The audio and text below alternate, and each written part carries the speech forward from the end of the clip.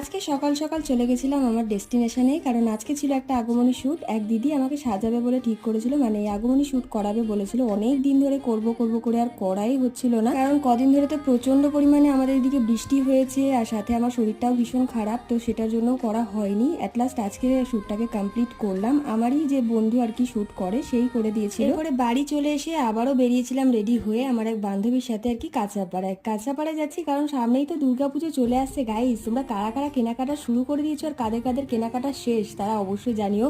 But আমার সত্যি বলতে এখনো কিচ্ছু কেনাকাটা হয়নি, তো সেটার জন্য আর কি কালেকশন দেখতে যাচ্ছিলাম যে কেমন কি কালেকশন উঠেছে। আর এখন থেকে যদি কেনাকাটা না করি, আমার আর দুর্গাপুজোর আগে কেনাকাটা করাও হবে না, শেষও হবে না। তো যাই হোক, এখানে একটা টপ ভাল লাগছিল, তো সেটাই দেখছিলাম। কাঁচরাপাড়ায় এসেছি মানে টুকটাক কিছু শপিং করেও ফেলেছি অলরেডি দুর্গাপুজোর। সমস্ত কিছু তোমাদেরকে পরে দেখাবোই, বাট সত্যি বলতে বাড়ি দিয়ে বেরোনোর সময় কিন্তু একদমই ঠিক ছিল না যে আমি এখান থেকে পারচেস করবো। তারপরে মার্কেটটা ঘুরে বাড়ি চলে গেলাম।